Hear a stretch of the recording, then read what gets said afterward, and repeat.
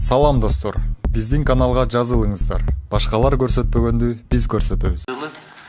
Мамлекеттик кызматтарды бардыгын ошол айылда кызмат ала тургандай кылышыбыз керек да.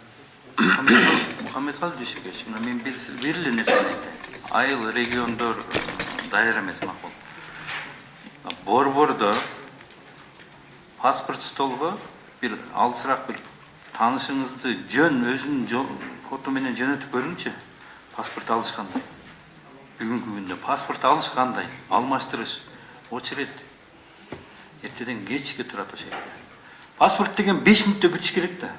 База данныгы кирип бүтүп, бул качан эле бүтүш керек эле да.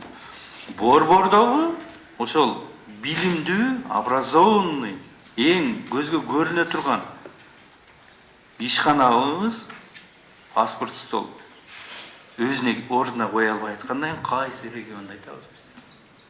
Жылбай атат да. Эң көп очерет. Бүгүн очерет каякта? Госуслуга каерде мамлекеттин услугасы. А менчик башка бир жерде очерет жок.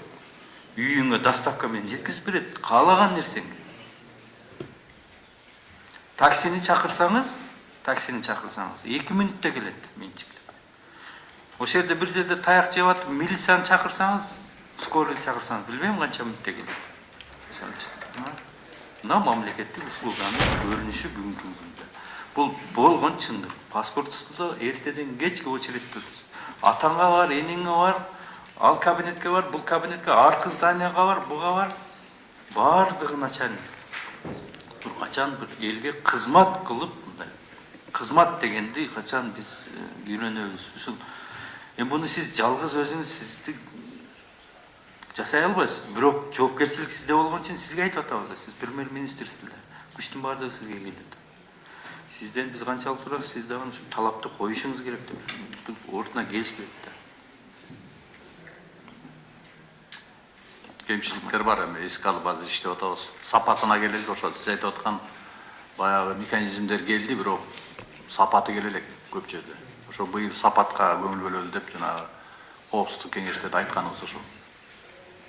Мүчүлүштүктөр бар, бирок көп жетишкендиктер болуп атат. Справкалар кыскарып атат азыр. Кереги жок справканын баарын архивден эле өзү автоматтык түрдө ала турган механизмдерди кылып атабыз. Мисалы үчүн сот тармакта 8 справканын кереги жок деп чыгарып салдык. Мунун кереги жок, өзүңөр базадан алышыңар керек. Жарандарыбызды убара кылбашыңыз керек. Паспорт алуу боюнча да справкаларды кыскартып атабыз. Көрүнгөн жерден жүгүрүп очерет кылбаш керек деп. Архивдин баарын электрондук формага алып келип атабыз. Ар бир жарандын өзүнүн таржымалы архивден электрондук түрдө кызмат ала турган, кызмат бере турган мамлекеттик органдарга барыш керек деп. Базаны колдонуу боюнча жана түндүк дегенибиз мына быйыл көрбөдүңүздөрбү? Прибалтикага барып ошол эң жакшы туура багытта бараткан экен деп бизге өзлөрү баа берип атышат. Мунун баары тең ошол жалпы ишибиздин кылып атканыбыз болот. Жок, багытыңыздар туура кетип атат, бирок скорость аябай акырын болуп атат да.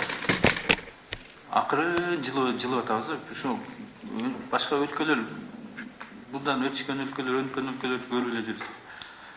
Тез эле жетсе болот да буга, эгер мындай кабыл болсо. Бардыгы сиз талапты коюп атасыз. Тездеткиле деп атасыз. Бирок ал мурунку системадан чыга албай атат да. Алардын окаты болуп атпайбы, бүт иштегендерин ушу. Ушуну сындырыш керек да. Сизге келип доложить этишет. Мындай болбойт, мындай болбойт деп. Аларга ошол эң кармышка болуп атпайбы, бүт жак туура. Атмек Турбаевич, эң бул санариптештүүдөгү эң башкы маселе биздин мамлекеттик кызматтарда иштеген кызматкерлердин өзүнүн даярдыгы. Көбү сиз айтып аткандай эскиден чыга албай атат кээ бир. Эми ошонун баарын сындырыш үчүн ошол жерге компетенттүү кадрларды, жетекчилерди алып барыш үчүн убакыт керек болуп атат.